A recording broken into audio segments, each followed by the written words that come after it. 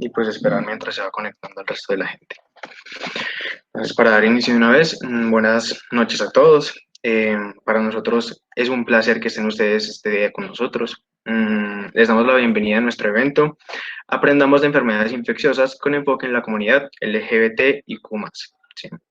Donde con ayuda de nuestra especialista invitada haremos solución a casos clínicos de la vida real de infecciones de transmisión sexual que afectarían principalmente a la comunidad LGBTIQ+. Conmemorándolos, pues, ya que nos encontramos en el mes de junio, que es el mes del orgullo, ¿sí? Eh, la charla será bastante nutrida, ¿sí? Y además pues, tendrá pues, ese plus de la solución de los casos clínicos. En el día de hoy, pues, nos acompaña la doctora María Angélica Maya Restrepo. Ella es médica internista y subespecialista en enfermedades infecciosas. Labora actualmente en el Hospital San Vicente Fundación de la ciudad de Medellín. Es presidente del capítulo Antioquia de la Asociación Colombiana de Infectología y es asesora de la Secretaría de Salud de Antioquia. Para nosotros es una alegría que ella nos pueda acompañar en este día y esperamos que todos aprendan mucho en este día, ¿sí? Tengan en cuenta que la charla queda grabada y será subida luego al canal de YouTube de Acemudea, ¿sí? Además, luego de cada caso clínico, de cada solución, primero en las preguntas se dará espacio para que puedan responder y luego de cada caso clínico se hará un espacio de preguntas para que puedan resolver todas sus dudas. Doctora, muchas gracias por acompañarnos. Es suya la palabra. Bueno, buenas noches a todos. Mm, Muchas gracias por este espacio, muchas gracias por la motivación que tienen pues por aprender sobre enfermedades infecciosas. Los que somos unos apasionados de las enfermedades infecciosas, pues siempre agradecemos que alguien esté interesado por este tema. Y pues por eso es que estamos aquí hoy. Voy a compartir, como ya les explicaron, los casos clínicos que tenían en la publicidad están involucrados dentro de la charla. Entonces, cuando lleguemos a ese punto, probablemente lo que va a hacer es bajar la presentación y podemos conversar un poco sobre las respuestas que ustedes han planteado a las preguntas.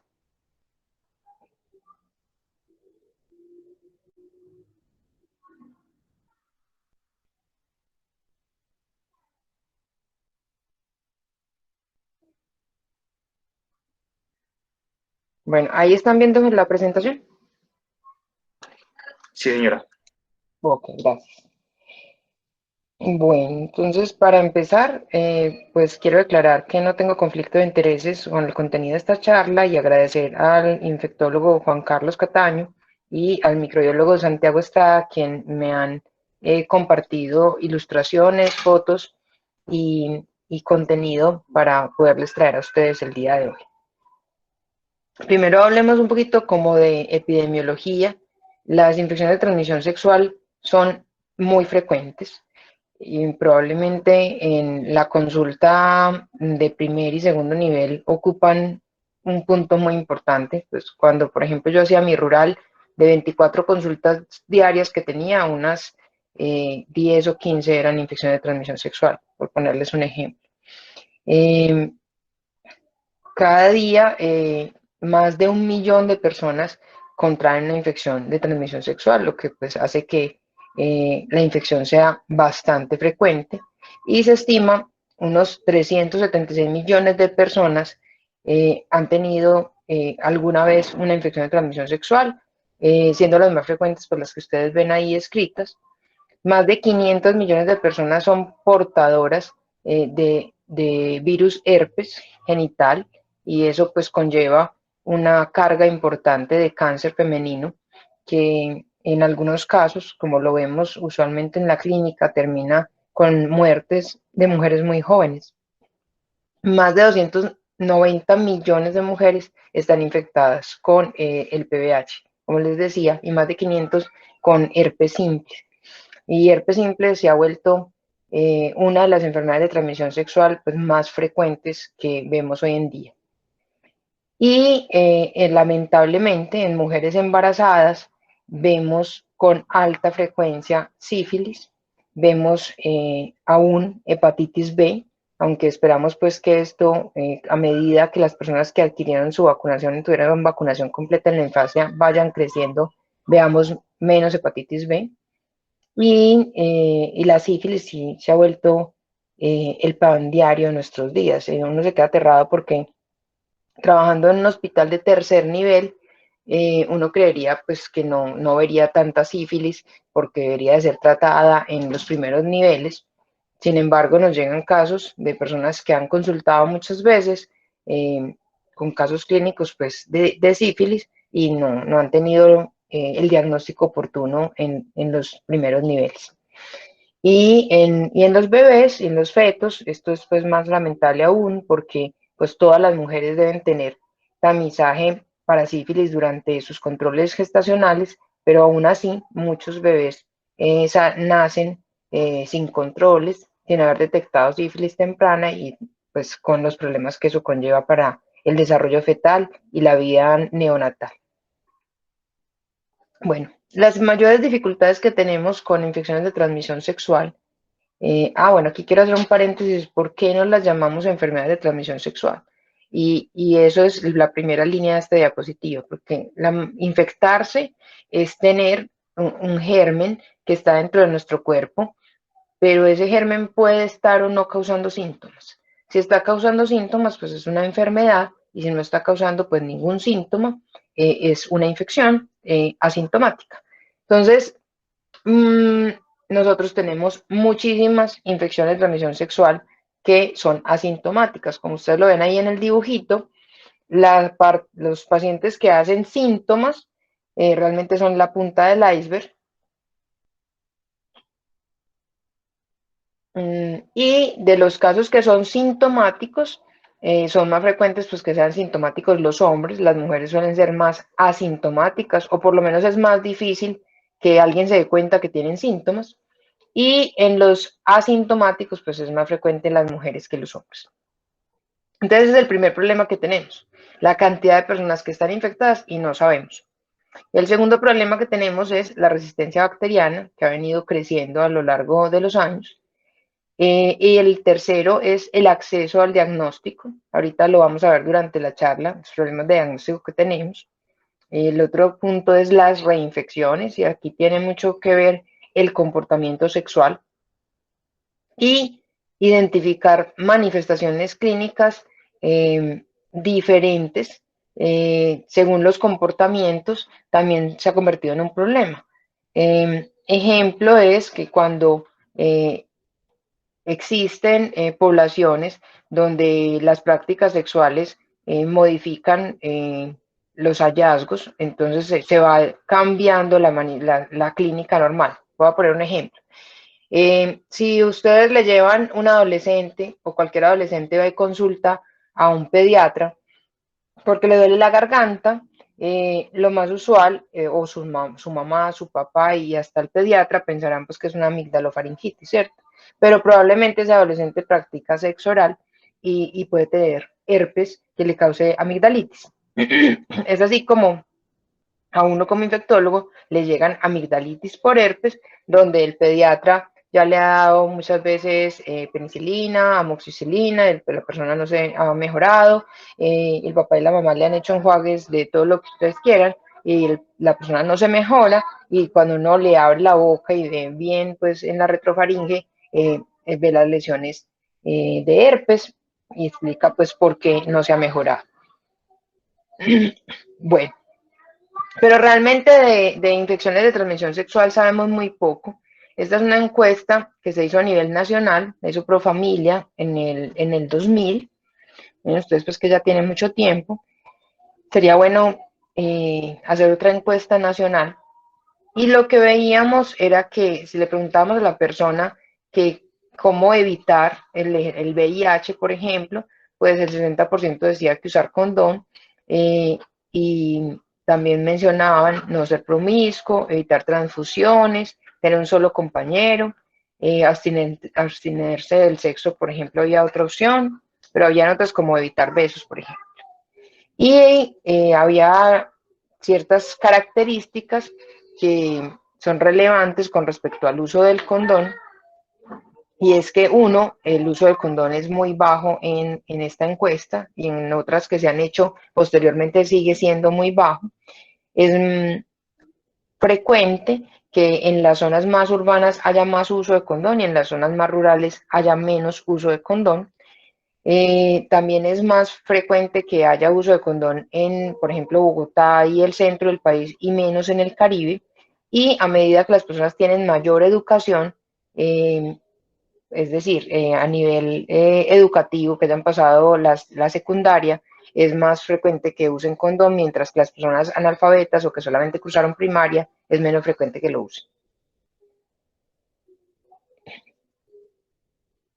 En cuanto al conocimiento de, digamos que la infección de transmisión sexual que más habla la gente, las que más conocen es el VIH, pero cuando hablamos de las otras, la gente conoce muy poco. Como ustedes pueden ver acá, si había algo de conocimiento, eh, era bastante limitado. Había mucha gente que decía no conocer nada y era similar incluso en los municipios periféricos a Medellín y muy similar también con los otros sitios diferentes a Antioquia.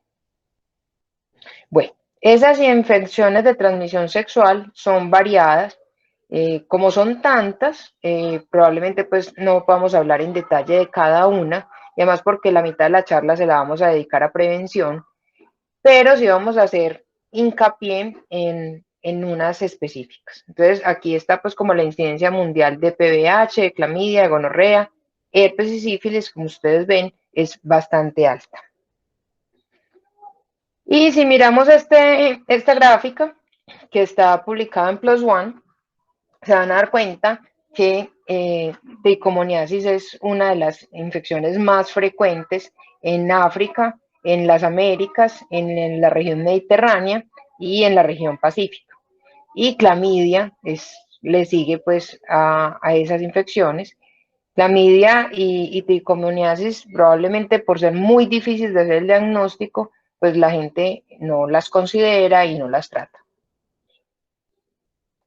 Y aquí vemos cómo pasando los años, esa prevalencia ha ido aumentando y se cree que pues puede seguir aumentando porque hay aumento de la actividad sexual y otras condiciones de actividad sexual que antes no se ejercían y hay regiones como Sudamérica, como África, que tienen muchísimos problemas para la identificación, diagnóstico y tratamiento de estas infecciones. Mientras pues que en otros países, por ejemplo del norte, ya vienen modificando con campañas muy extensas para tratar de controlar la diseminación de estas infecciones. Bueno, entonces esto es una alerta del CDC de los Estados Unidos hablándonos, miren, realmente las infecciones de transmisión sexual vienen aumentando, todos los casos, las de gonorrea, las de sífilis, vienen en aumento y esto hizo en 2017 que se creara pues una campaña nacional para disminuir las infecciones de transmisión sexual que como les digo han mostrado últimamente una reducción, sobre todo de VIH y algunas de estas enfermedades, sobre todo en ciertos estados donde el nivel cultural es más alto. El VIH puede modificar de forma importante la transmisibilidad, la capacidad de infectarse, digamos, la posibilidad de infectarse y también la clínica de algunas de estas enfermedades. Es el caso entonces, por ejemplo, de cualquier persona que tenga VIH y llegue a tener sexo con una persona infectada con alguno de estos gérmenes, pues tiene mayor probabilidad de quedar con una infección. Y en el caso, por ejemplo, de la sífilis, nosotros vemos un aumento muy importante de sífilis en personas con VIH. Y además, los estadios usuales de la sífilis se alteran mucho en pacientes con VIH. Bueno, el diagnóstico, hay digamos, una diferencia muy grande entre los países desarrollados y los países subdesarrollados o de ingresos medios o bajos, porque los países de ingresos altos, como les digo, se han puesto en esta campaña de disminuir infecciones de transmisión sexual y han hecho toda la infraestructura para poder tener pruebas diagnósticas adecuadas y poder identificar a aquellas personas que tienen infección asintomática. Mientras que en los países de ingresos medianos o bajos, estas pruebas son consideradas muy costosas, no están disponibles, no se pueden encontrar en zonas remotas, requieren generalmente un tiempo de tomarle la muestra al paciente, llevarla al laboratorio, devolverle el resultado y muchas veces se pierde el seguimiento en ese ir y venir y pasar el tiempo. Y por ejemplo en Colombia no están dentro del plan de salud y entonces este tipo de pruebas generalmente son pagadas de bolsillo del paciente. Y en los países donde hay pruebas se dispone de pruebas rápidas, pruebas de sífilis, por ejemplo, pruebas serológicas, pero se carece de pruebas de moleculares como el PCR. Entonces, las pruebas son de tres tipos generalmente. Tenemos las pruebas de PCR, que se consideran el gol estándar en este momento, son altamente sensibles, son específicas, tienen unos problemas y es que cuestan mucho y no están disponibles en todas partes.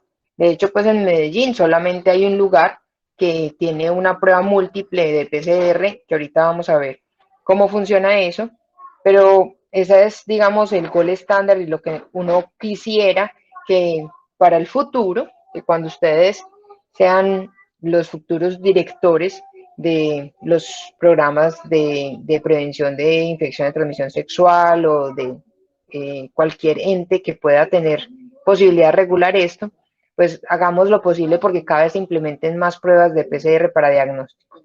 También están las pruebas rápidas. Lo que buscan las pruebas rápidas ya no es detectar el material genético, como si los hacen las pruebas de PCR o también llamadas NAT, sino que las pruebas rápidas lo que buscan es detectar antígenos. Entonces, tienen una cosa muy buena y es que se pueden hacer ahí mismo en el consultorio. Generalmente uno toma la muestra y la muestra la deja caer sobre un pocillo que parece como una prueba de embarazo y esa muestra, si contiene el antígeno, se pega a anticuerpos que están pegados en una membrana nitrocelulosa en la prueba rápida y eso hace un cambio colorimétrico. Es igual que una prueba de embarazo. Pero se puede hacer con secreción, por ejemplo, con secreción vaginal, con secreción rectal y te da pues la idea. Por ejemplo, hay pruebas rápidas para clamidia y hay pruebas rápidas para gonorrea y lo bueno es que usted la hace en el mismo consultorio, le da el diagnóstico al paciente y le puede dar el tratamiento inmediatamente. ¿Cuál es su problema? Tienen baja sensibilidad, entonces habrán muchos pacientes que teniendo la infección pues no van a marcar en la cintilla de detección y pues van a ir sin el diagnóstico. Y por último están las pruebas serológicas. En las pruebas serológicas tenemos pues las pruebas de sífilis. También hay pruebas serológicas, por ejemplo, para herpes, pero pues tienen muchos problemas de sensibilidad y especificidad.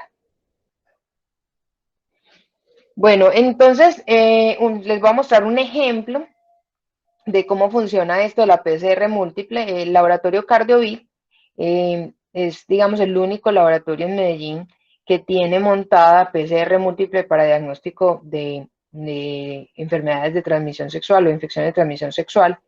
Y ellos, estandarizando pues sus pruebas y mirando cómo hacen diagnósticos en la población de Medellín, presentaron este póster en el Encuentro Nacional de Investigación de ASIN, y en este póster lo que querían ver era que una sola persona podía tener varias infecciones de transmisión sexual al mismo tiempo. Y eso es difícil de verlo o entenderlo cuando uno tiene la aproximación clínica o sindromática, que es la que les voy a explicar ahorita. Entonces, lo bonito de esto es que ustedes sepan que sí existe en Medellín un lugar donde se puede hacer PCR múltiple. Como les digo, esto no está dentro del plan de salud. Las personas generalmente pues pagan por esto. Y además que se den cuenta que, pues, además de que existe esta posibilidad, que existen personas, por ejemplo, ellos tenían aquí 6 mujeres que en promedio tenían 36 años, que tenían pues varias parejas, y cómo en esas personas simultáneamente se podía encontrar, por ejemplo, Neisseria gonorrea y se podía encontrar Mycoplasma genitalium al mismo tiempo, o incluso en estos casos que están acá, donde se encuentra uno, dos, tres gérmenes, dos o tres gérmenes en el mismo paciente. Y miren, en hombres que tienen sexo con hombres, ellos encontraron, por ejemplo, un caso donde tenían tres gérmenes al mismo tiempo. Bueno, entonces, de ahí he hablado mucho. Voy a parar de compartir y vamos a, bueno, voy a leer el caso clínico, después voy a dejar de compartir. Entonces, es un hombre de 23 años y consulta porque hace 6 meses le habían tratado una gonorrea y quería hacerse un control post-tratamiento, pues porque él decía que todavía le salía secreción por la uretra. En el examen físico no se le veía absolutamente nada y este hombre, que es un hombre que tiene varias parejas sexuales, algunas parejas son femeninas, otras son masculinas, pues está cansado de tener esa secreción y que a veces tiene algo de ardor en el pene, entonces eso le molesta mucho, sobre todo el ardor es a veces cuando orina. Entonces las preguntas que nos hacíamos era cuáles pueden ser las causas por las que este paciente pues le dieron su tratamiento, pues yo les doy fe de que fue un tratamiento adecuado, pero no se mejoró. Y qué exámenes le enviarían ustedes y si sería conveniente volverle a dar un nuevo tratamiento empírico, por ejemplo, como el que le dieron antes o otro diferente. Entonces voy a dejar de compartir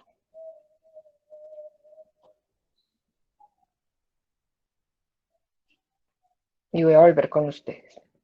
¿Alguien voluntariamente quiere hacer alguna apreciación sobre el caso? ¿Qué haría? Si leyeron algo eh, sobre un caso similar a este.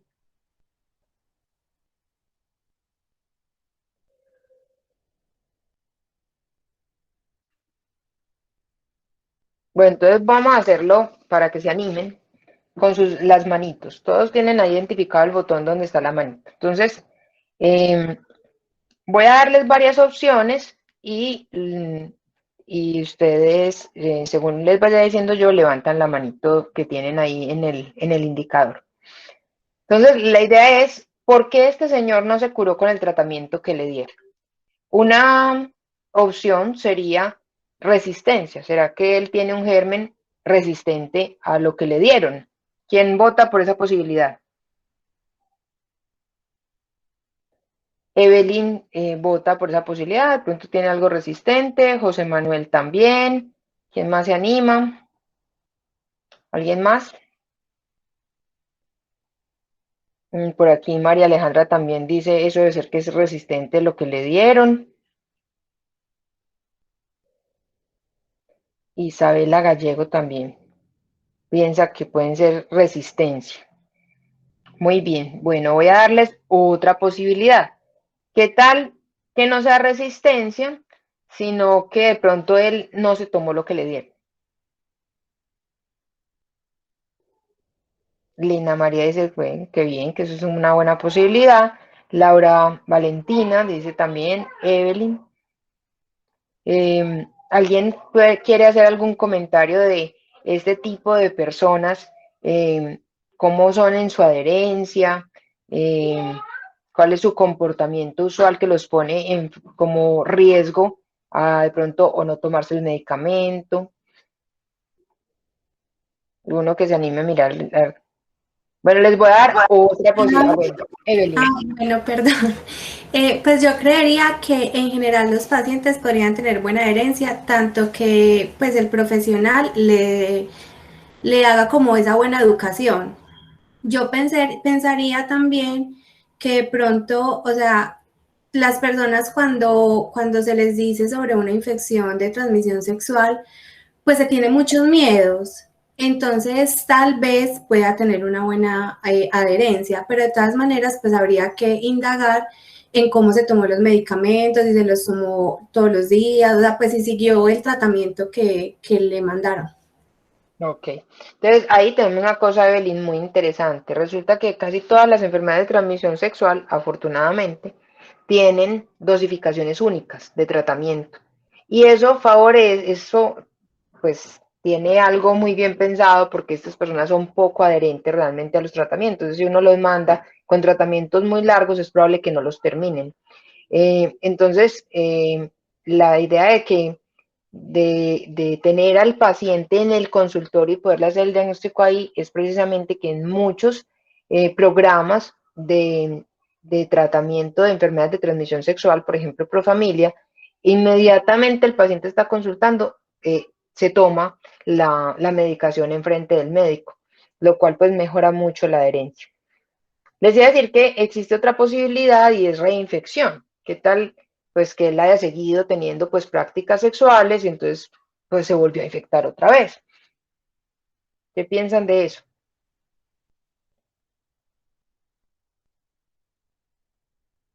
Alguien, levanten la manito los que les parezca eso probable.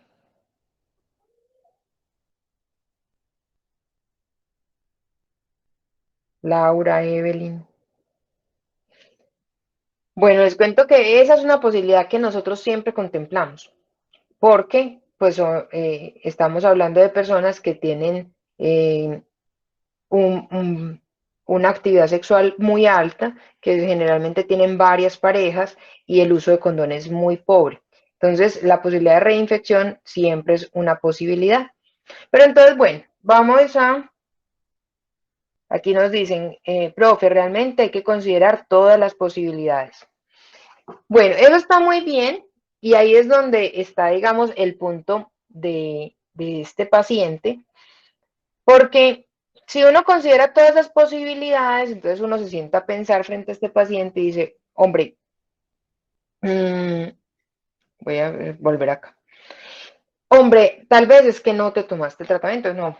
Entonces, venga, esta vez yo se lo voy a dar aquí y usted se lo toma aquí delante de mí. O tenemos a veces conversaciones extensas con los pacientes diciendo, no, es que de verdad tenés que ser más juicioso, pues no puedes seguir en esa actividad sexual desordenada, te tenés que poner juicioso. Ah, bueno, y aquí hay otro punto y es que hay que tratar a la pareja, porque si uno no trata a la pareja, pues la persona se vuelve a infectar, pero muchas veces no hay pareja, las parejas son muchas, entonces, pues el riesgo de reinfección es más. Entonces, bueno, si hay pareja estable, hay que tratar a la pareja, de pronto eso se olvidó la vez pasada, y si no hay pareja estable, pues hay que llamar al orden a esta persona y decir, hombre, es que hay que usar condón y tener una vida sexual más ordenada, pues para que de pronto no te vuelvas a reinfectar. Bueno, toda esta consejería se le hizo a este paciente y se le volvió a dar un nuevo tratamiento. Pero el paciente volvió a regresar porque no se había mejorado. 3 meses después seguía con dolor para orinar y con secreción. En ese caso, entonces, ¿ustedes qué harían? ¿Le mandarían algún examen? ¿Saben de algún examen que se puedan mandar en estos casos? O incluso, pues, mencionar los que ya yo les dije en las diapositivas, que de pronto han visto, han, han escuchado sobre alguno de esos. Ok, entonces voy a pasar rápidamente para que no rinda.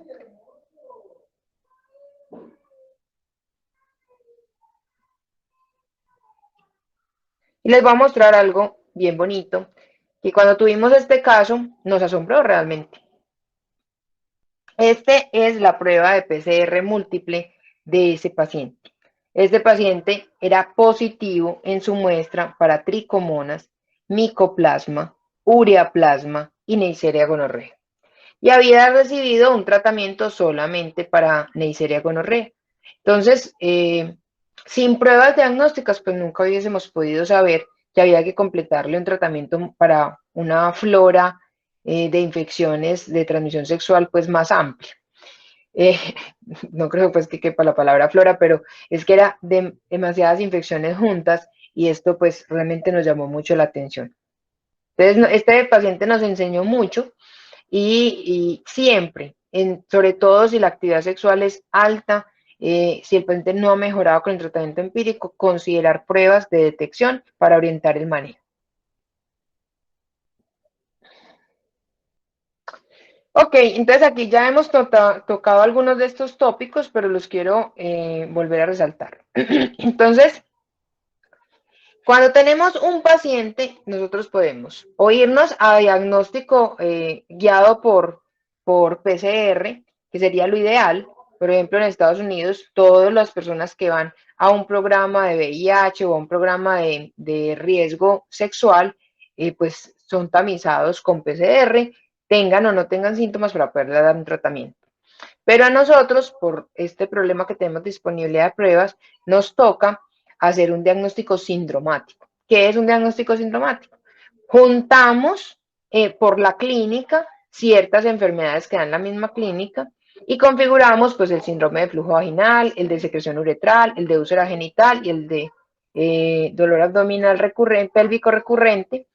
Y ya sabemos, pues ahorita lo vamos a ver, cada uno de esos síndromes tiene unos gérmenes que lo causan con mayor frecuencia. El diagnóstico sindromático es sencillo, lo puede hacer uno en cualquier parte, no cuesta mucho, lo que necesita es un médico bueno que haga el enfoque clínico adecuado, pero no permite identificar personas asintomáticas. Eso es un problema muy grave que tiene este enfoque. También tiene un problema, como en el caso que acabamos de ver, cuando los síntomas son recurrentes, cuando el paciente no ha mejorado con el tratamiento previo. Entonces, una buena aproximación para la primera vez que viene el paciente. Pero si el paciente no mejora, hay que hacer algo diferente. Entonces, en diagnóstico sindromático tenemos el que tiene secreción uretral o cervical, pues, o sea hombre o mujer, en el que consideramos a gonorrea, a clamidia, trachomatis, a micoplasma y ureaplasma. Y si viene con una úlcera, entonces consideramos a herpes, a granuloma inguinal, a linfogranuloma venéreo y a sífilis. Y si no tiene ni signos ni síntomas genitales, pues hay que considerar otras que están ahí. En la guía nacional están estos síndromes y entonces por eso se los traje así. Primero vamos a empezar con el síndrome de infección cervical. El síndrome de infección cervical es pues obviamente en mujeres y estas mujeres pueden tener flujo vaginal, ardor, dolor con las relaciones sexuales, dolor o ardor al orinar, por eso es muy importante hacer el diagnóstico diferencial siempre con infección urinaria. Aquí me lo encuentro siempre, es un problema gravísimo porque me llegan mujeres al consultorio porque tienen una infección urinaria que no les quita y lo que tienen es una enfermedad de transmisión sexual que nadie les ha tratado. La vaginosis bacteriana, si bien pues no es pues una infección de transmisión sexual, sí muchas mujeres describen, que ustedes saben que la vaginosis bacteriana es causada por una alteración en la flora vaginal, pero hay muchas mujeres que describen que les da vaginosis bacterial después de las relaciones sexuales. Entonces a veces piensan que es una infección de transmisión sexual, pero no, es un desarreglo en la flora, pero es un diagnóstico diferencial muy importante, primero porque la vaginosis bacteriana es de lejos la primera causa por la que consultan las mujeres con flujo y dolor y ardor vaginal. Y segundo, porque se confunden mucho, piensan pues que tienen una infección de transmisión sexual, entonces hay que hacerles pues como claridad y hacer el diagnóstico diferencial y es muy común. Bueno, en estas personas, ya cuando uno ha identificado que es un síndrome de infección cervical, como con los síntomas que acabo de decir, pues el tratamiento sería acitromicina, y mire que ahorita les decía, esto es de dosis únicas, entonces sería 1 gramo, dosis única. La acitromicina viene en tabletas de 500 miligramos, o sea que son 2 tableticas. Y ceftriaxona, probablemente ustedes habían, no sé si tenían en la cabeza 250 miligramos de ceftriaxona, para gonorrea la dosis ya subió a 500, ¿por qué? Por la resistencia, y también es dosis única y es intramuscular. Entonces este tratamiento se aconseja que sea entregado al paciente o aplicado, porque se ve intramuscular, en el mismo consultorio. Si no se puede dar acitromicina porque, por ejemplo, es alérgica o alguna cosa, entonces se puede dar doxiciclina, 100 miligramos cada 12, pero eso es por 7 días, entonces eso altera la adherencia. O cefexime, si no se puede dar ceftriaxona, 400 miligramos, este es oral y es dosis única, entonces es muy bueno porque la ceftriaxona intramuscular duele mucho. Y una tercera opción sería este aminoglicósido que se llama espectinomicina, que se pueden dar 2 gramos dosis única. Es muy importante tratar a la pareja. Es muy importante no usar más ciprofloxacina, que era un tratamiento que utilizamos en el pasado, pero por resistencia se abandonó. Está el síndrome de descarga uretral, ya este es en hombres, pues entonces son hombres que por el pene pues tienen salida de material purulento. A veces es difícil, hay que creerle al paciente, porque el paciente ha visto la secreción, pero cuando va donde uno no ve ninguna secreción, entonces hay que creerle. Es causado por clamidia trachomatis, por Neisseria gonorrea y tricomonas vaginales. Punto ahí muy importante. Tricomonas, muy frecuente en hombres. Y ahorita les mostré en la tabla, cuando les estaba hablando de epidemiología, que esto es muy importante. Entonces, como está tricomonas ahí metido, el tratamiento empírico de este síndrome de descarga uretral es con tinidazol incluido. Está la misma citromicina y ceftriaxona que manejábamos ahorita con las mujeres, pero incluimos el tinidazol. Si no podemos utilizar citromicina, lo mismo. Otra vez doxiciclina, bueno, la misma cosa que les conté ahorita, no usar ciprofloxacina y tratar a la pareja. Vamos entonces con el caso clínico número 2. Este es 25 años, es un hombre, es VIH positivo, consulta por la aparición de úlceras en pene. Es una úlcera no dolorosa, ahí está la foto. Ha consultado varias veces, le han dicho que eso puede ser un cáncer, que se le va a caer el pene. Le han dado varios tratamientos de aciclovir y no se ha mejorado, se lo ha untado, se lo ha tomado y no se ha mejorado. ¿Cuáles podrían entonces ser las posibilidades de diagnóstico en este paciente? ¿Y cuáles serían esos factores de riesgo que hicieron que este paciente pues llegara a esta enfermedad? ¿Y cómo ustedes harían pues para manejar los factores de riesgo y a este paciente?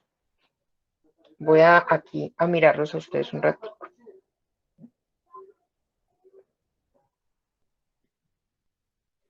Bueno, a ver, ¿quién quisiera contarnos algo? Háblenos de factores de riesgo. Ustedes son expertos en este tipo de cosas. ¿Qué podría haber hecho que muchas parejas sexuales sin protección? Exacto. Ese es la principal factor de riesgo. Pero él tiene otro factor de riesgo ahí en los antecedentes que les puse. ¿Quién se la pilló? En la primera línea del caso clínico está. El VIH. Exactamente. Entonces, tener VIH es un factor de riesgo y se los mostré en la gráfica muy importante para sífilis. Aquí hay un punto bastante importante, ahorita lo vamos a ver cuando veamos sífilis, pero los pacientes con VIH pueden tener una lesión primaria, como una úlcera, digamos, y tener sífilis, y al mismo tiempo tener, por ejemplo, meningitis por sífilis. En una sífilis primaria pueden avanzar hasta una meningitis por sífilis. Entonces, este paciente, cuando lo vieron los doctores, lo primero que pensaron fue en herpes, que tenía una úlcera, ¿cierto? Porque no se mejoraría con aciclovir.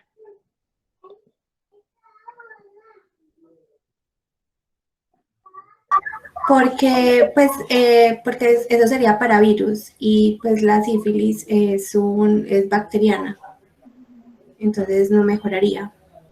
Exacto, entonces si no mejoró con aciclovir, pues uno lo que piensa es que probablemente pues la causa de la úlcera no sea un herpes virus, ¿cierto? Pero pueden tener otras causas como las citadas que no son virus. Entonces, ¿cómo hace uno para, pues existen varias causas de úlcera que no son virus? Entonces, ¿cómo hace uno para saber cuál de todas es? ¿Qué exámenes le puede mandar?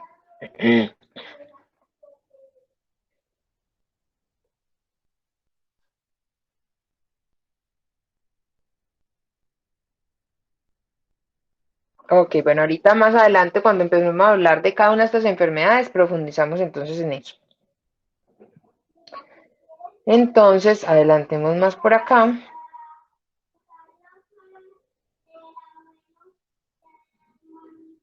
Volvamos aquí a nuestra foto. Y este entonces fue un caso de un paciente que consultó entonces varias veces, le dieron aciclovir, no se mejoraba. Finalmente entonces lo que le hicimos fue unas pruebas para sífilis en sangre, que salió pues altamente positivo y tenía sífilis. Entonces, las causas de la úlcera genital, sobre todo pues en hombres, las úlceras genitales también salen en mujeres, pero son más difíciles de ver, y sobre todo que la úlcera genital, por ejemplo, por sífilis, que es, digamos, de estas que están ahí la más frecuente, es no dolorosa. Entonces, las mujeres no se dan cuenta. Entonces, sífilis es la primera causa, es muy difícil de ver en mujeres, hay que explorarlas muy bien para poderles encontrar la úlcera sifilítica, es más fácil de ver en hombres. En hombres con VIH puede progresar pues mucho más. Y herpes se ha convertido en una causa también muy frecuente de úlcera genital. Luego sigue Haemophilus ducreyi, Clamidia trachomatis.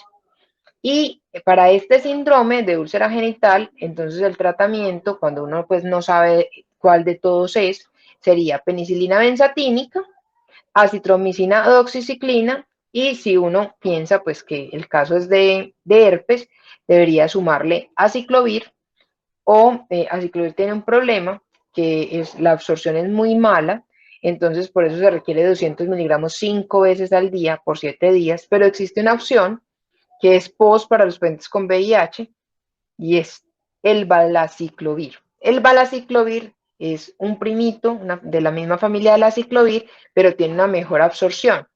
Por eso se puede tomar 1 gramo vía oral 2 veces al día, y esto es una dosificación más cómoda para los pacientes, suelen ser más adherentes y se mejoran más rápido. Y está el síndrome de flujo vaginal. En este síndrome tenemos que es una mujer que tiene flujo, que también le pica, no es un flujo verdoso como el anterior, sino que es un flujo generalmente blanco. A veces tiene mal olor, pero no necesariamente. Por ejemplo, en el caso de Cándida suele oler a queso, pero en el caso de Tricomonas puede oler hasta pescado. El tratamiento para este sería tinidazol, cefnidazol o metronidazol, cualquiera de esos. Y casi siempre se combina con fluconazol, si uno no va a hacer pruebas pues para saber si es tricomonas o si es cándida. ¿Por qué? Porque estos cuadros sindromáticos o sindrómicos lo que buscan es que el paciente salga del consultorio ya con el tratamiento. Entonces aquí es como la ventana de oportunidad y no cursan exámenes. Pero si uno le va a hacer pues un directo y gran de flujo vaginal al paciente, pues se va a dar cuenta si es tricomonas, y entonces ahí solamente le da el tinidazol o el metronidazol, y si es cándida, pues solamente le va a dar el fluconazol. Y le da clindamicina en crema por 7 días.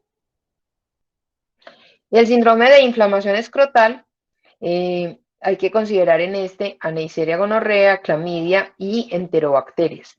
Y el tratamiento empírico es con ceftriaxona, doxiciclina, o si no hay posibilidad de la ceftriaxona, entonces sería cefixime, porque le da la posibilidad a uno de darle una dosis única.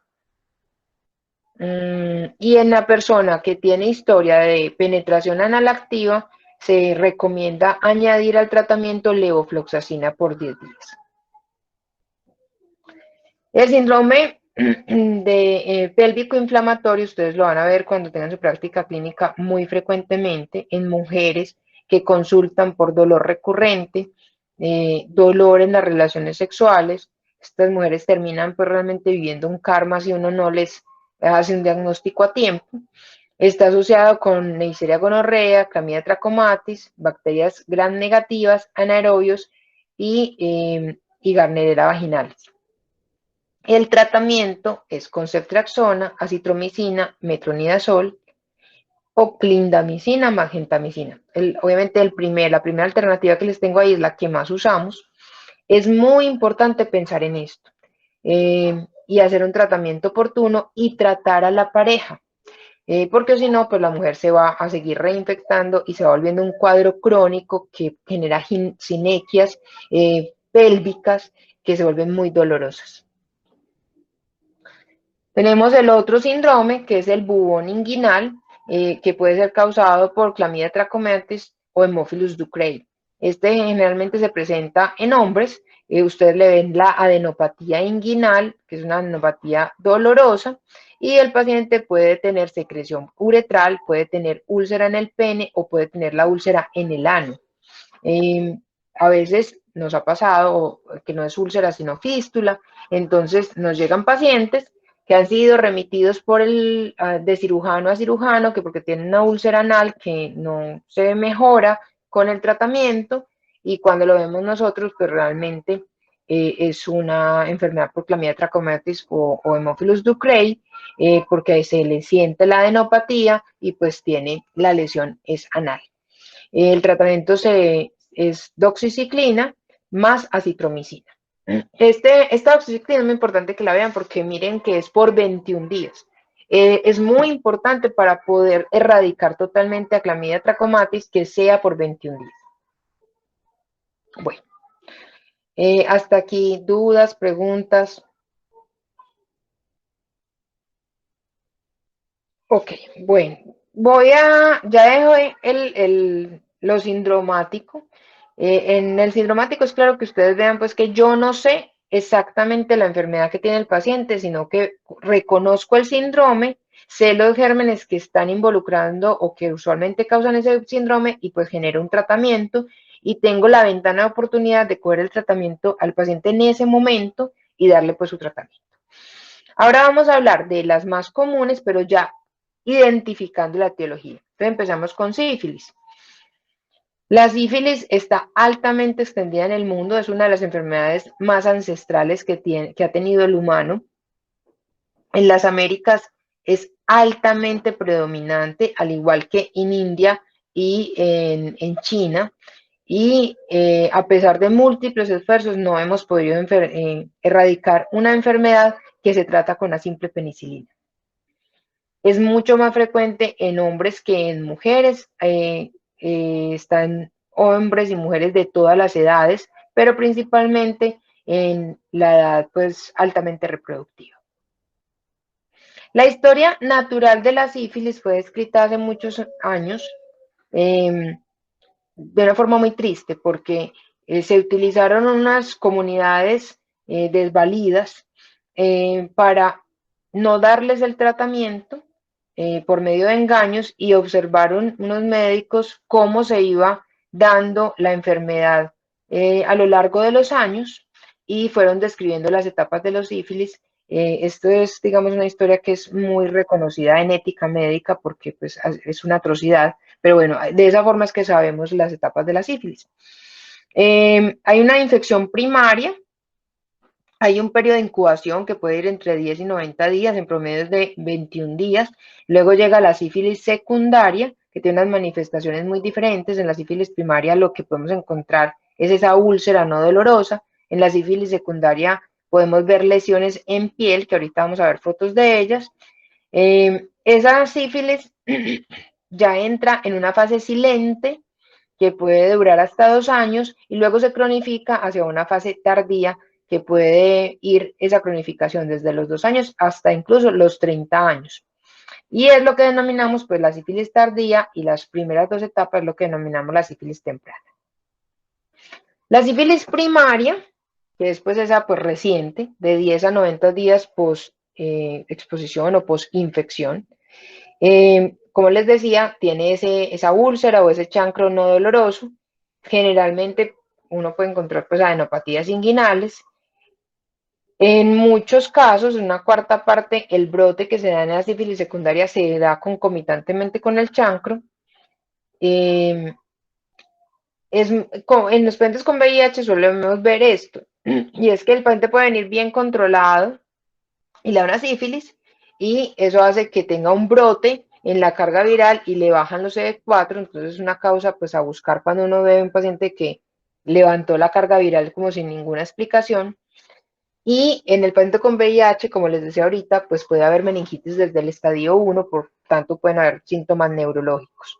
Y también en pacientes con VIH vemos pacientes sin síntomas neurológicos, ningún síntoma, pero les hacemos la punción lumbar y tienen sífilis y tienen meningocitis. Aquí ven ustedes unas fotos de sífilis, aquí está el chancro. Bueno, aquí está el chancro típico, miren, es un fondo generalmente limpio, con unos bordes levantados y característicamente es indoloro. Aquí pueden ver un chancro en boca, eso es lo que les decía ahorita, que los comportamientos sexuales cambiantes, pues dando manifestaciones diferentes de la misma enfermedad. Esto es una lesión de una sífilis serpentiginosa y esta es una lesión de varios chancros en el ano. Bueno, la sífilis secundaria ya viene después de 2 meses más o menos de haber aparecido el chancro, pues uno a veces puede tener sífilis primaria sin ninguna manifestación, entonces la gente pasó por la primaria, por la sífilis primaria no se dio cuenta, y pasa después la posibilidad de que tenga manifestaciones en la sífilis secundaria. También puede pasar por la sífilis secundaria sin ningún síntoma. En la sífilis secundaria que es sintomática, lo que hay es una entrada de abundantes espiroquetas dentro de la sangre, lo cual produce fiebre, brote y adenopatías. Puede también producir artritis, hepatitis o alteraciones neurológicas. Puede que vuelva a aparecer el chancro, puede que no. Y aquí tenemos las lesiones, pues esto es lo más común que vemos en sífilis secundaria, las lesiones de piel. A veces las lesiones en piel vienen con unos síntomas sistémicos que a veces los pacientes lo refieren como de gripa porque es como malestar, pero a veces solamente una lesión de piel y nada más.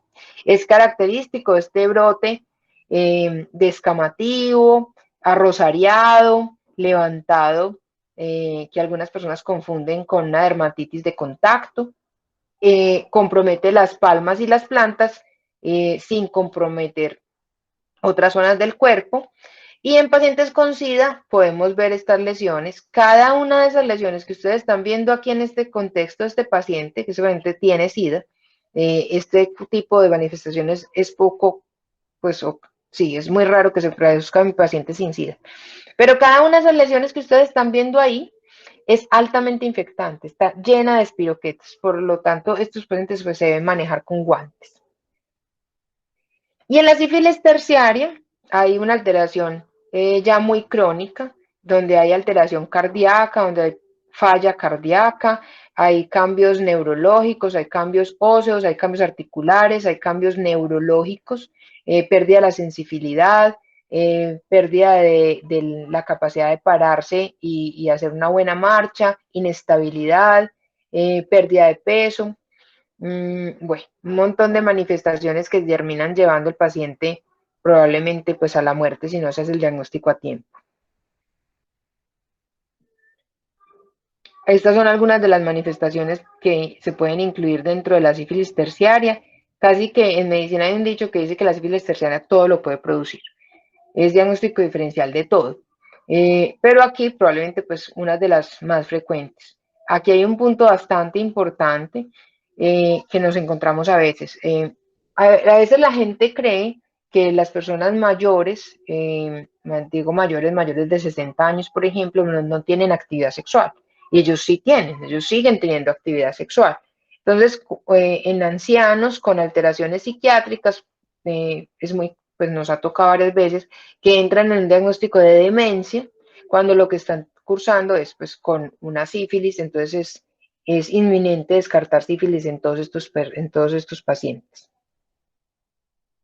Aquí, por ejemplo, tenemos un aneurisma aórtico sifilítico. Este es un caso de la literatura, pero nosotros hemos tenido 2 casos igualitos a este en San Vicente de Paúl. El tratamiento, como les dije ahorita, es una simple penicilina. Por eso les decimos que es muy triste que uno no haya podido controlar una enfermedad pues tan sencilla de tratar. Para la enfermedad primaria, una sola dosis de penicilina benzatínica en pacientes sin VIH es suficiente. Cuando los pacientes son VIH positivos, es recomendable tratarlos como una sífilis latente, por lo que les digo, ellos pueden tener manifestaciones de sífilis temprana, pero ya estar cursando con fisiopatología de una sífilis latente tardía. Entonces, si se hace el diagnóstico de pacientes con VIH, pues mejor ponerles la penicilina benzatínica, las 3 dosis de una vez. La alternativa es doxiciclina en pacientes alérgicos a la penicilina o ceftriaxona. Y en neurosífilis toca darles penicilina acuosa durante 14 días. Lo que usamos es penicilina en infusión continua o la alternativa es darle ceftriaxona por 14 días. Porque a veces es muy difícil, o sea, lo ideal es darle penicilina porque tiene menor espectro y así pues cuidas la ecología del paciente y la de las personas que lo rodean. Pero a veces es muy difícil que el paciente se pueda ir para la casa con tratamiento endovenoso en infusión continua. Muchas EPS no tienen ese servicio de antibiótico-terapia en casa con infusión continua, entonces les toca a uno pasarlo a ceftriaxona, que es una dosis diaria, entonces pueden pues ponerle un catéter, ir a la casa, ponerle la ceftriaxona y volver así durante 14 días a visitarlo. O a veces son alérgicos a la penicilina, pues no se les puede poner. Entonces toca darles ceftriaxona o desensibilizarlos a la penicilina. Herpes. Entonces, herpes ya dijimos que se ha vuelto uno de las infecciones de transmisión sexual más frecuentes del mundo. Tiene alta contagiosidad y se ha vuelto diagnóstico diferencial de muchas cosas, ¿cierto? Entonces, aquí, por ejemplo, ustedes ven en este pene una úlcera de herpes para que vean la diferencia con la úlcera de sífilis. Estas úlceras no son profundas, son muy superficiales. Es como si uno hubiese cogido la pielcita más superficial, la hubiera levantado y hubiera quedado como una heridita. Y lo otro que es muy, muy característico es la forma mapiforme. Y ese rosadito que se hace pues en el fondo de la úlcera es muy rosada. Aquí ven pues como, miren, esta es otra forma que el herpes a veces necrosa la piel, entonces la parte de arriba no se desprende, sino que se ve más cafecita porque está necrosada. El herpes puede producir uretritis, produce disuria, es una causa muy frecuente. Por eso, cuando antes de decirle a una mujer, no, es que usted lo que tiene es infección urinaria, revísenle muy bien los genitales, porque muy probablemente, si es una mujer joven en edad reproductiva, si tiene factores de riesgo, pues sobre todo, pero si no los tiene también, esa disuria puede no ser una infección, no, es más probable a veces que sea una enfermedad de transmisión sexual a que sea una infección urinaria. Esta enfermedad tiene una cosa y es que suele ser muy recurrente. Entonces, aquí vamos a hablar de eso. Aquí les quiero llamar la atención, que ya se los dije ahorita y se los voy a repetir. Adolescentes con amigdalitis que no mejoran. Pilas, eso puede ser herpes en la faringe.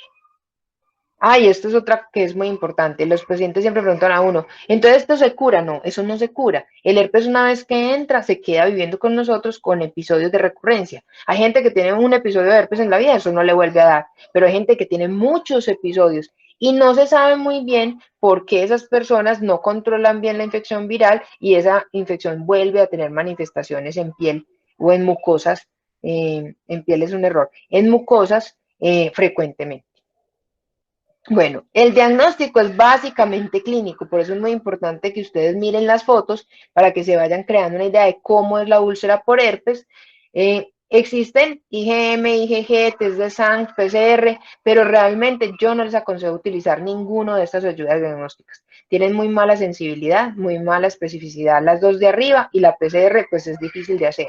De hecho, yo la he utilizado una vez y no porque estuviese disponible en un laboratorio clínico, sino que le pedí al laboratorio de virus de la Universidad de Antioquia que me aislara el virus en un paciente porque a pesar de aciclovir no estaba mejorando y quería evidenciar una falla terapéutica de un aciclovir genérico que se estaba utilizando en el hospital.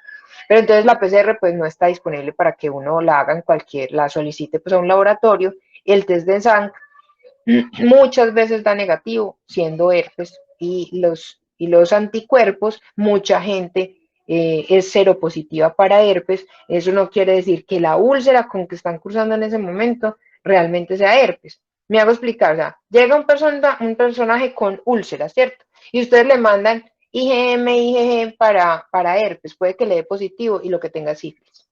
¿Por qué? Porque la IgM, la IgG es muy frecuente, puede permanecer mucho tiempo elevada y no hace diagnóstico realmente. El tratamiento es con aciclovir y vazaciclovir, y les voy a dar estos tips que son muy importantes. Siempre que ustedes tengan un paciente con herpes, tienen que distinguir. ¿Es la primera infección? Entonces lo van a tratar con aciclovir por 6 días, en esa dosis que está ahí. Es muy importante que el paciente ustedes le pongan las horas a las que se tiene que tomar el aciclovir, porque si no, no se lo va a tomar 5 veces al día. Y el valaciclovir es la otra opción que me parece muy buena porque es más fácil de tomar, solamente está en el post para pacientes con VIH, pero es muy fácil de tomar y muchos pacientes prefieren comprar el valaciclovir y tomárselo así cómodamente, porque solamente 2 veces al día, a tener que tomar pues, pastillas 5 veces al día, que es muy difícil.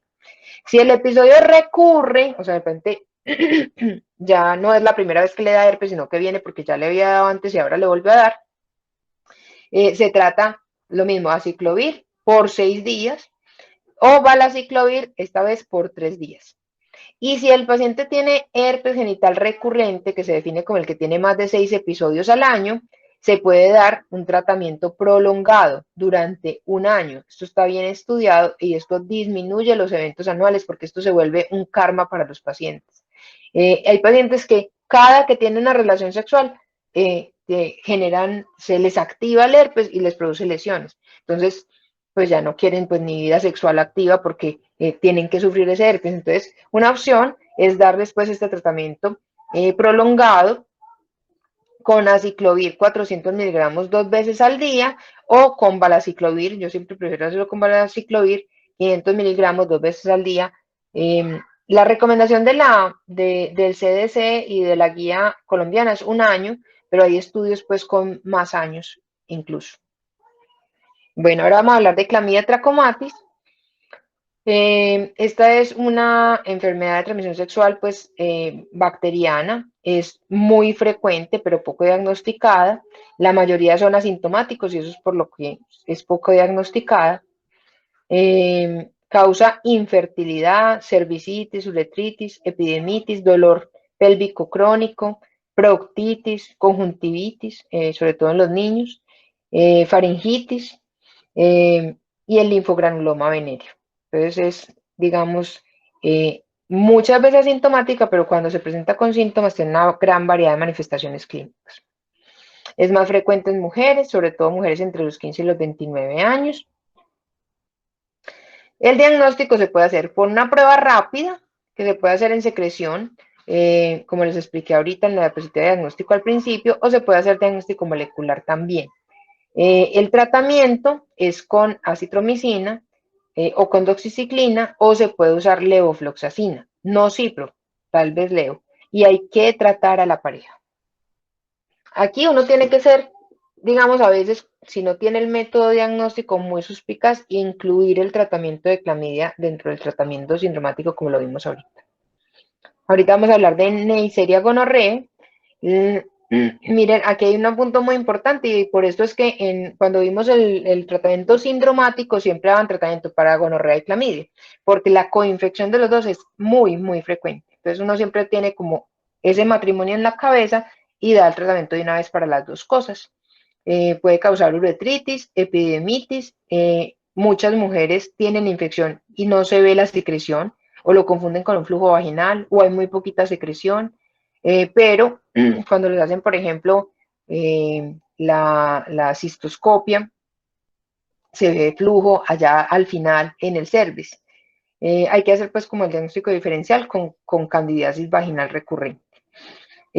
También existe la gonorrea con diseminación perihepática, que puede llegar incluso a choque el paciente y a sepsis. Esto es un cuadro muy grave con una alta mortalidad, que pues uno tiene que tener una muy buena anamnesis para diagnosticarlo, porque generalmente pues están los factores de riesgo presentes en esa anamnesis. Ojo con la resistencia. Gonorrea es una de las infecciones de transmisión sexual que más ha venido aumentando la resistencia. Es una alarma en Estados Unidos. Es muy frecuente tanto en mujeres como en hombres. Lamentablemente, pues en las mujeres no se diagnostica adecuadamente. Aquí está lo que les decía, como una es la colposcopia, este es el cervix y ahí se ve pues la secreción. Y esta es la secreción uretral. Pero lamentablemente casi nunca ve uno pues esto, o sea, un paciente que llegue y tenga ahí la pus evidente en el pene no es muy frecuente. Cuando esto pasa, pues uno puede utilizar la secreción y hacer el cultivo de talla en Marte, pero lo más frecuente es que no haya secreción, o el paciente diga, a mí me sale en la casa, pero no le sale en el consultorio. Entonces, como les decía, hay que creer en eso. Aquí están los gonococos. La historia de resistencia de gonorrea es una historia vieja, que empezó más o menos en 1940 y ya digamos para los años recientes, bueno, creo que recientes para ustedes esto es muy lejos, pero más reciente, digamos, está el boom de la resistencia a las fluoroquinolonas. Entonces, hoy en día no se recomienda que ninguna gonorrea sea tratada con fluoroquinolona por la alta resistencia que ha adquirido a este antibiótico. Entonces, ¿con qué se trata? Se trata con ceftriaxona y la dosis de ceftriaxona también la tuvieron que aumentar por aumento en esa resistencia. La resistencia a ciprofloxacina 500, ustedes la ven aquí en el mapa, con alta incidencia en, sobre todo en Asia. Y a cefalosporinas, a ceftriaxona 125, que era lo que utilizábamos antes, la ven también aquí en el mapa con alta incidencia en estos países de Asia nuevamente. Bueno, aquí hay un punto importante que no puedo dejar de mencionar y es que Colombia está catalogado como de baja incidencia, pero muy probablemente es por falta de estudios de gonorrea. El Instituto Nacional de Salud tenía un brazo muy fuerte en estudio de esto, pero pues a veces tienen que desplazar los equipos de trabajo a otras enfermedades de salud pública y enfermedades de transmisión sexual ha quedado un poco abandonado en este sentido. PBH es muy frecuente, es más frecuente en mujeres, es causante del cáncer cervical y aquí hay una cosa importante, el cáncer anal y en personas que tienen, hombres que tienen sexo con hombres o, bueno, cualquier persona que practique sexo anal, hemos visto el aumento de PBH en el ano y, ojo, PBH en la faringe, en la retrofaringe y tumores secundarios a PBH por prácticas sexuales orales ha sido pues como una alerta mundial. De hecho, hay un estudio realizado en Canadá y Estados Unidos donde se muestra que en las últimas décadas los tumores de retrofaringe asociados a PBH han tenido un aumento hasta de 10 veces. Los más oncogénicos son el 16, el 18, bueno, y los que están aquí, pero principalmente estos dos. Aquí ustedes ven condilomas en pene, otro condiloma. Esta es una, digamos, manifestación tumoral benigna que hace el PBH. Los condilomas difícilmente se convierten en cáncer, eventualmente podrían hacerlo, pero no siempre. Y aquí tenemos una lesión maligna en un cervix femenino y aquí unos condilomas anales y aquí unas lesiones de condiloma en la cavidad oral. Y aquí este también es condilomatosis masiva. Bueno, el tratamiento puede ser con tópico y ese tratamiento puede hacerse o con imiquimod o como crioterapia, si es una lesión pequeñita, o con podofilina, o cuando las lesiones son muy grandes, como en esta última que pudimos ver acá, se hace resección quirúrgica y reconstrucción de los genitales. Y existe una forma de manifestación que no es, digamos, el condiloma, sino fistulosa, que es muy terrible. Los fístulas se van creando, van uniendo, incluso van entrando, excavando en los genitales, incluso llegan a unirse con la vejiga, con los testículos, y esas personas pues sufren mucho. También se puede poner en lesiones pequeñitas interferón intralesional o se puede hacer láser. Bueno, como el PVH y el cáncer, pues tienen una historia. Aquí les traje un estudio colombiano publicado en Infecto en el 2016, gracias al doctor Juan Carlos Cataño, donde ven la frecuencia de citologías alteradas anales. Entonces, en pacientes que tienen sexo con hombres, aunque es menos frecuente que en mujeres, el cáncer cervical, pues empieza a aparecer los cambios citológicos anales. Entonces, estas personas que tienen factores de riesgo, debe hacérseles cada año y dependiendo del resultado cada 5 años, la citología anal. También hay problemas de disponibilidad, pero en la congregación mariana pues se puede hacer el estudio de citología anal con una buena interpretación. La interpretación de los resultados es muy similar a la lectura de una citología cervicovaginal femenina y las intervenciones también son pues muy similares. Hoy, afortunadamente, el PVH tiene vacuna y es una vacuna de la que nos sentimos muy orgullosos, puesto que una de las grandes desarrolladoras de esta vacuna es colombiana. En esa vacuna se incluyen los serotipos más oncogénicos, lo cual es muy esperanzador de que dejemos si tenemos mayor población que va creciendo ya vacunada, dejemos de ver estos casos de cáncer cervicouterino que vemos en mujeres tan tristes. Esta vacuna ya está aprobada en hombres y en mujeres. Esto es pues como un slide que muestra la eficacia de la vacuna en hombres y está aprobada para hombres entre los 16 y 26 años. Y cada día se habla pues de más aumentar estas indicaciones de tratamiento, de vacunación. Digamos, al principio era un debate si esta vacuna sí realmente disminuía la neoplasia intraepitelial anal y ya este estudio pues demuestra que sí hay una reducción. Y también existe el estudio para mujeres donde se ve que los pacientes vacunados disminuyen el riesgo de cáncer. Aquí está el impacto de la vacunación en mujeres para disminuir el PVH 11, 16 y 18 en mujeres vacunadas. Y la reducción a 2 años es casi del 30, de a 2.5 años es casi del 30%. Entonces, este estudio es muy importante porque muchas personas cuestionaron si esta vacuna iba a servir y ya el seguimiento en el tiempo muestra que efectivamente, pues, esta vacuna es muy, muy buena.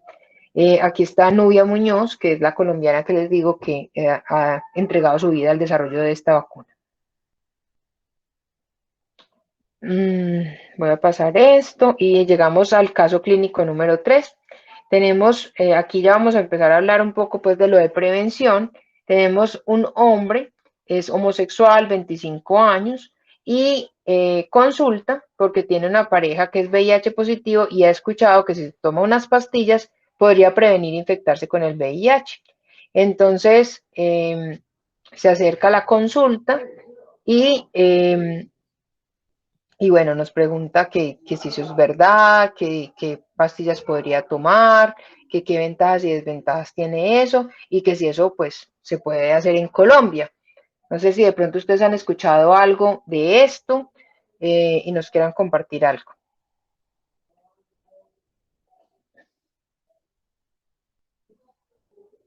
¿Alguien sabe cómo se llama esta terapia que se le ofrece a las personas con alto riesgo de infección por VIH? Por ejemplo, esta persona que tiene una pareja estable que ha sido diagnosticada con VIH, pero él es VIH negativo.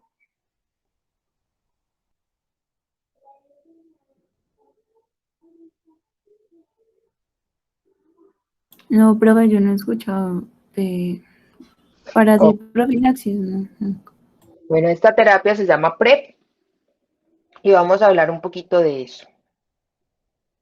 Porque es una de las, bueno, es bastante controvertida en Colombia.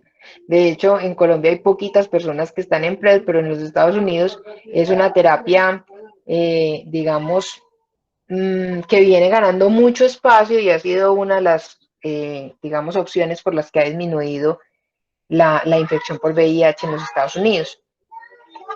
Bueno, el caso es que lo primero que tenemos que hacer con esta persona que llega con la inquietud es asesoramiento y enfoque conductual.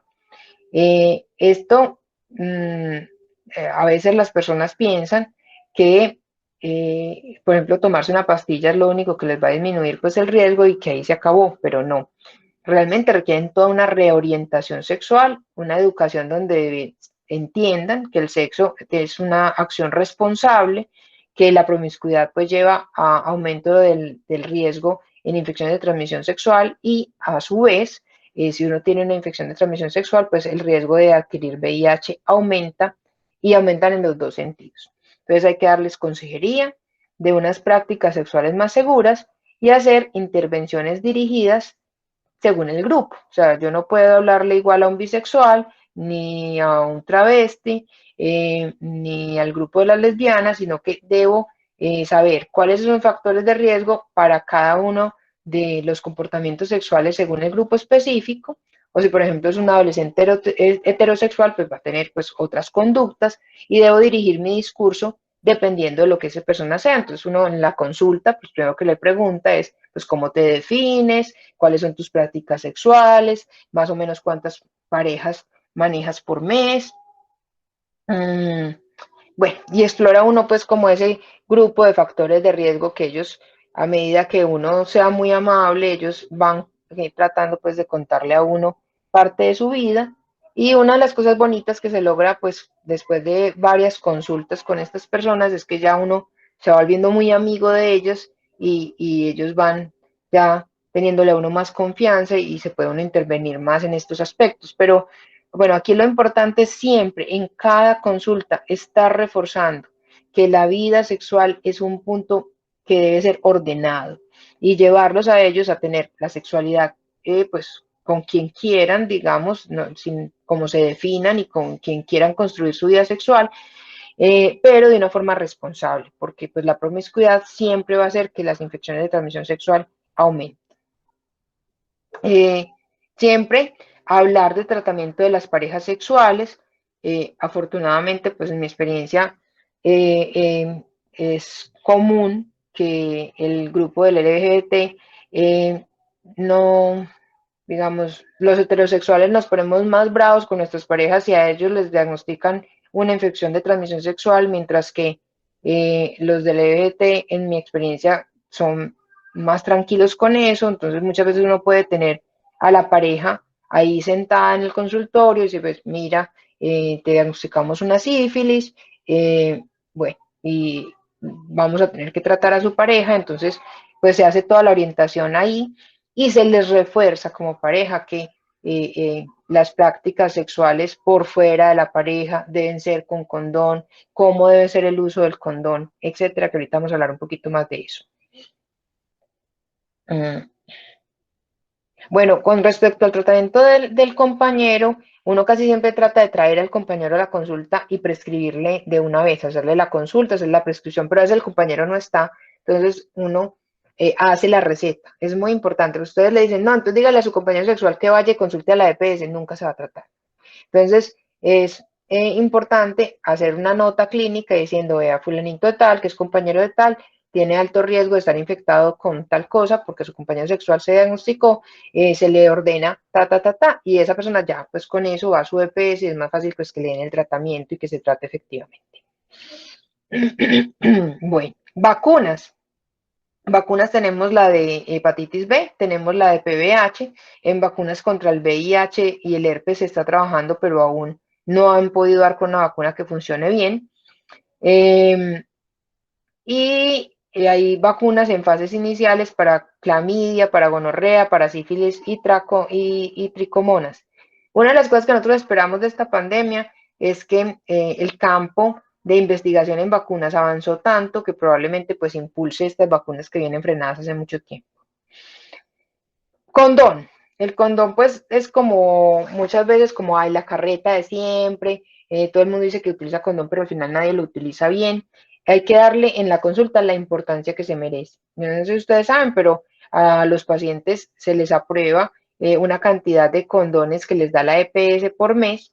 Entonces es importante pues entregarles esos condones, hablar de ellos, hablar de la aceptación, por qué no te gusta, cuál es el problema, por qué no lo estás usando. Muchas veces dicen, no, es que no se siente igual, es que me quema, bueno, entonces tratar de cambiar de marca, cambiar, quitar los geles, sustancias que se aplican, que pueden poner poroso el condón. Hay que hablar de eso pues, para que no las apliquen y no dañen el material de látex. Si hay alergia, pues buscar una solución de un condón que no sea con látex. En condones tenemos muchos problemas. Son costosos, a la gente pues le da pena ir a comprar condones a la farmacia, a veces no están disponibles en el momento que se requiere para la relación sexual. Entonces son todo un tema que hay que desmitificar y que hay que tratar de seguir impulsando. Y ahí es muy importante porque vamos a empezar a hablar de PrEP, pero PrEP sin condón no debe existir, porque PrEP me evita que yo me infecte de VIH, pero pues si yo sigo una vida sexual descontrolada, pues me van a dar todas las otras enfermedades de transmisión sexual. Entonces, PrEP es simplemente pues tomarse una pastilla cada día de tu vida para evitar contagiarte contra el VIH. Existen unos estudios con PrEP que no te tomas diario, sino como cada que vas a tener una relación de riesgo, o por ejemplo 3 días a la semana y luego suspender 4, pero el PrEP intermitente, le faltan estudios, puede producir resistencia en el VIH y le falta efectividad, entonces pues no se recomienda ampliamente. Tiene una efectividad muy alta en parejas, en sexo, pues digamos, en parejas de alta actividad sexual o en personas de alta actividad sexual. Puede ser tan eficaz como evitar el riesgo de contraer el VIH en el 99% y en personas como usuarios de drogas en 74% previene el riesgo de infección. Puede generar mareo, dolor de estómago, pues cositas que los efectos adversos normales de los antirretrovirales, pero generalmente después de varios días de uso continuo eso se quita. Y el tratamiento es con tenofovir en tricitabina. No toda de tenofovir en tricitabina en Colombia hay varias marcas, varios genéricos, ¿cierto? Pero solamente estos, el Foviren y el Vivaito, están aprobados para hacer PrEP. Bueno, y también existe, no es que esto sea ampliamente usado en Colombia, como les digo, se usa muy poquito y solamente hay como 1 o 2 EPS pues que entienden que el paciente quiere PrEP y se lo van a dar, las otras pues se lo van a negar y va a tener miles de problemas.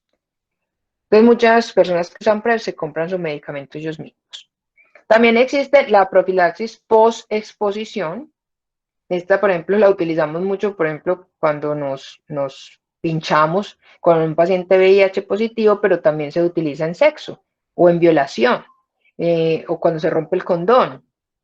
Y consiste pues en dar terapia por 28 días y empezarla lo más rápido posible. Ojalá pues tiene que ser en las primeras 72 horas después de haber ocurrido el evento riesgoso. Y se puede dar con tenofovir en tricitabina y dolutegravir, o tenofovir en tricitabina y darunavir ritonavir, o tenofovir en tricitabina y acitromicina y atazanavir ritonavir. Todos esos son pues antirretrovirales. Se toma los 28 días y ya, se acabó. Bueno, otras opciones de prevención son, por ejemplo, la circuncisión, que reduce en el 60% el riesgo de contraer VIH, obviamente con condón. Y protege contra otras infecciones de transmisión sexual. Y también se ha estudiado un gel que contiene tenofovir, pues este es un antirretroviral como el que les mostré ahorita, y es microbicida vaginal, pero no está disponible en Colombia, los estudios son contradictorios, unos dicen que sirve, otros dicen que no, entonces parece ser que su efectividad no es mucho. Bueno, entonces en conclusión, las infecciones de transmisión sexual van en aumento, en Colombia son muy frecuentes, las infecciones asintomáticas sirven como reservorio para pues, que se extiendan más y los asintomáticos infectados son muchos. El comportamiento sexual es uno de los factores de riesgo más importantes para infecciones de transmisión sexual y por eso nosotros pues debemos empeñarnos en identificar esos factores, hablar claramente con las pacientes de una forma pues amigable, decir, hombre, pues no, es que tenés que corregir eso, porque si seguís así, vas a tener infección tras infección hasta que termines con un problema bien grave. Entonces, eso es muy importante hablarlo de frente con los pacientes, pero de una forma amigable. Cuando hay escenarios de poca disponibilidad de pruebas, que a veces nos pasa mucho, hay que hacer abordaje sindromático, pero si existe la posibilidad de hacernos prueba o cuando el paciente ya recibe un tratamiento y no ha mejorado, es importante hacer el esfuerzo de hacerle una prueba de PCR para identificar estos patógenos y en caso de recurrencia, pues mandar al paciente donde un experto y obviamente pues usar las pruebas diagnósticas. Bueno, eso era lo que yo les tenía. Muchísimas gracias por haber estado acá. En alguna, vamos a pasar como si ahí tienen dudas, si tienen preguntas, si han visto de pronto casos o saben casos que les han llamado la atención, que les han generado dudas, que les haya pasado a algún conocido, a algún paciente que hayan visto.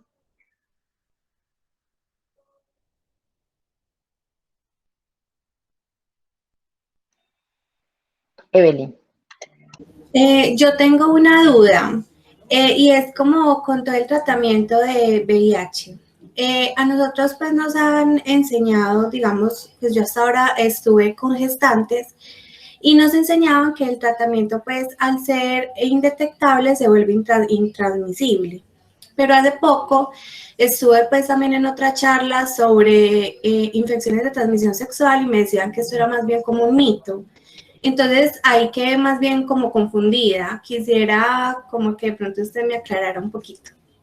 Mira, es un eslogan, no, eso tiene estudios, o sea, los estudios son clarísimos. Cuando una persona se llama indetectable, cuando se está tomando sus antirretrovirales y entonces uno en sangre les mide la carga viral. Y si la carga viral sale en lo mínimo que detecta el equipo que hace el conteo de carga viral, entonces se llama indetectable. Pues hay equipos que tienen su límite de detección más bajo en menos 20 copias, hay otros en menos 40 copias que son los que llamamos equipos ultrasensibles, y hay otros que se llaman equipos sensibles, que son más viejitos, que su límite de detección inferior es menos 200 copias. Si a alguien le hicieron una prueba de esas, uno siempre trata pues, de cambiársela a que se la hagan en un equipo ultrasensible. El caso es que usted tiene el paciente ahí y el paciente se está tomando muy bien los antirretrovirales y usted le hace las cargas virales de control y el paciente siempre llega con cargas virales indetectables, ¿cierto? Entonces, la pregunta es, ¿cuál es la probabilidad de que ese paciente que tiene su carga viral indetectable y tiene relaciones sexuales, pues le transmita el VIH a otras personas? Y los estudios dicen, muestran que el riesgo tiende a cero. Entonces, una persona con carga viral indetectable, básicamente no transmite el VIH. Entonces, es un eslogan que una campaña importante del CDC en los Estados Unidos ha utilizado para que la gente se tome los antirretrovirales. Dice, mira, si tú tomas los antirretrovirales, no transmites, no infectas a tu pareja, entonces tómate los antirretrovirales. Entonces se creó ese eslogan. ¿Cuál es el problema?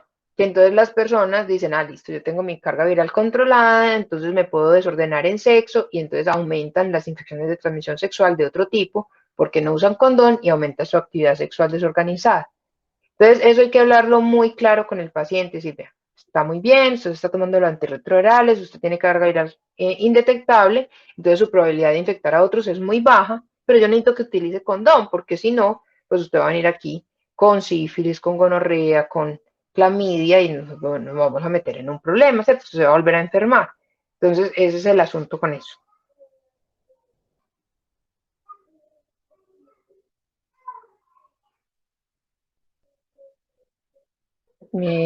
José Manuel.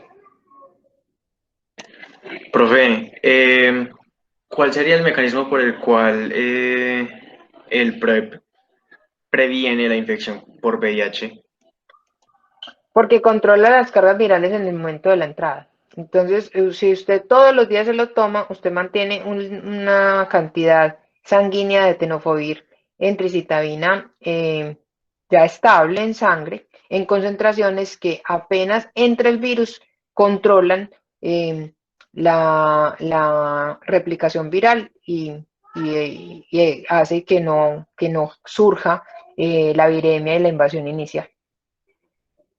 Y esa concentración también es tisular, entonces en las mucosas hay bastante tenofovir concentrado y entonces cuando el VIH trata de pegarse a las células cervicales, por ejemplo en la mujer o en el ano, digamos en los hombres, el grado, pues la concentración tisular de tenofovir impide la proliferación de la infección. María Alejandra. Profe, hola, buenas noches. Dos preguntitas.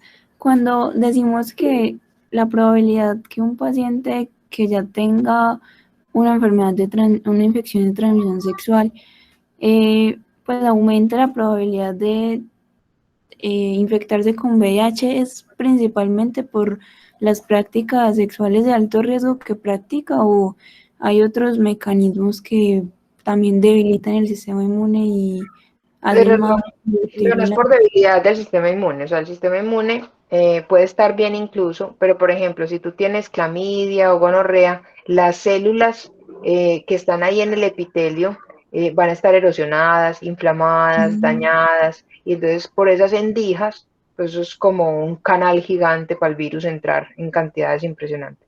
Ah, ok, profe, listo, muchas gracias. Y la segunda era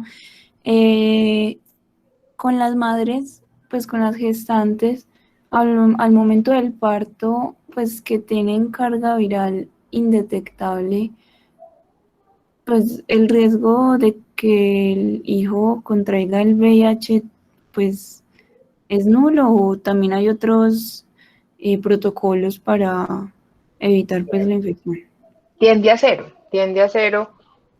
Un parto con VIH seguro es el que llega a una mamá con carga viral indetectable, que es el factor, digamos, más importante, en el que no hay un parto de urgencia, sino que hay una cesárea programada, lo cual disminuye más pues como el riesgo. Y también hay un protocolo de infusión de AZT, que es sidobudina, que es, digamos, uno de los primeros antirretrovirales que existió, que se le pone intravenoso a la madre. Existe, por ejemplo, mucha controversia, digamos, que si una mamá, pues como hoy en día se sabe mucho de los beneficios del parto vértice espontáneo, entonces si una mamá viene con carga viral indetectable, no tiene ninguna infección de transmisión sexual, podría darse la posibilidad de que tuviera un parto vértice espontáneo para evitarle la cesárea. Eso en muchos lugares de parto, cuando la mamá cumple pues como esas características, se le da la posibilidad de que tenga su parto vértice espontáneo. Incluso es tan importante la carga viral indetectable para que el bebé nazca sin VIH, que en algunos protocolos, cuando las mamás están ya indetectables, dejaron de utilizar la sidobudina en infusión en el parto. Y lo otro que mejora mucho las cosas es que al bebé se le da una profilaxis posexposición por 28 días con antirretrovirales. Entonces, hay países del mundo que ya no tienen ningún caso de transmisión vertical de VIH. Ok, prueba, y con la lactancia materna sucede igual. No, todavía no. Las mamás no pueden alimentar a los bebés. Ok. El VIH se transmite por leche materna y si hay erosiones en el pezón, en los senos, pues puede haber más riesgo. Entonces, no, la lactancia está contraindicada. Listo, profe, muchas gracias. Laura. Hola, profe. Bueno, lo que pasa es que nosotros tuvimos una paciente que, bueno, nosotros nos dijeron que para el tratamiento de tricomona no se debía combinar medicamentos, ¿cierto? Entonces tuvimos una paciente que estaba utilizando secnidazol más itraconazol y tenía infecciones recurrentes. Entonces, cada que ella tenía relaciones sexuales con su pareja sin protección, volvía y le daba la infección, de tal forma que cuando la paciente consultó, había utilizado ese medicamento 8 veces en un año y siempre le ocurría lo mismo. Era refractario el tratamiento. Entonces, en este caso, ¿qué tratamiento podríamos utilizar? No, o sea, por eso hicimos el ejercicio. Entonces, una cosa es que, por ejemplo, ella tenga otras enfermedades de transmisión sexual. Entonces, es muy importante esa persona hacerle un PCR múltiple, saber si es que tiene otros patógenos que no se le han tratado. No, nosotros le hicimos, después de tratamiento, ella estaba ya sintomática, le enviamos exámenes y estaba bien.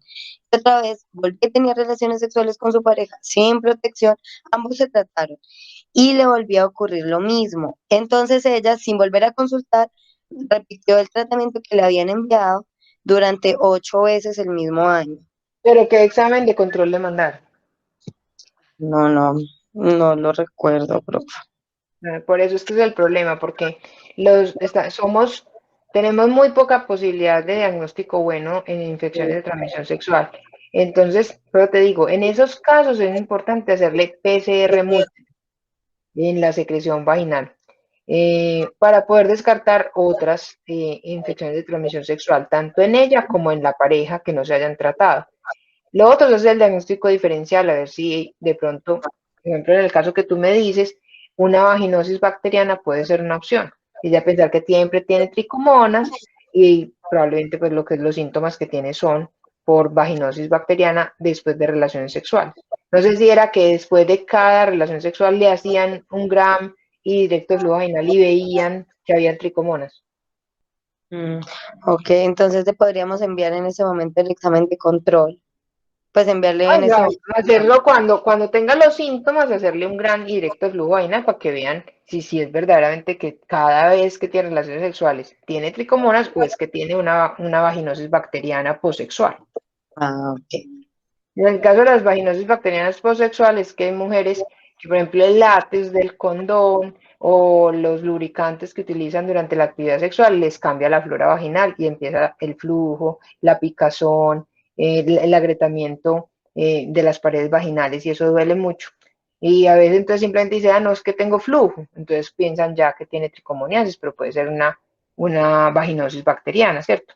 Ahí en esos casos que tú estás diciendo, que la paciente que recurre, que no se mejora, las pruebas diagnósticas son esenciales Listo, para profe. ella y para el esposo.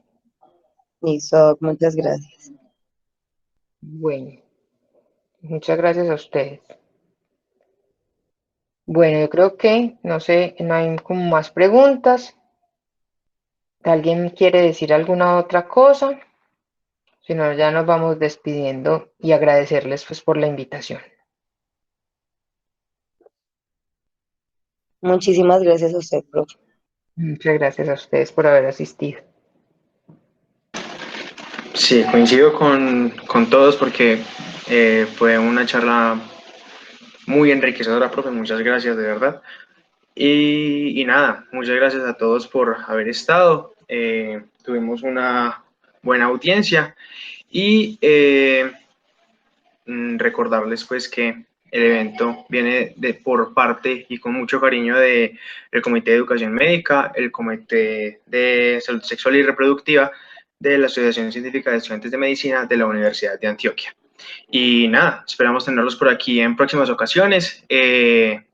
La grabación del evento estará en el canal de YouTube de ASEM UDA y pues de igual manera así nos pueden encontrar en Facebook o en Instagram. Muchas gracias por haber asistido. Muchas gracias, doctora. De verdad, muy buena la charla. Y como usted dice, es muy chévere que aquellos profesionales que tengan mucho conocimiento en enfermedades infecciosas les guste, que jóvenes que estamos aprendiendo y que estamos pues, en nuestro proceso de formación también queramos aprender y ellos nos ayuden a cogerle más gusto y más amor a estas enfermedades infecciosas, pues que son muy importantes y son bastante visibles pues en problemáticas epidemiológicas. Entonces, profe, muchísimas gracias. Muchas gracias a ustedes, muchas gracias por el interés y espero pues que esto les sirva mucho. Que estén Listo. muy bien. Hasta luego. Igualmente. Hasta luego.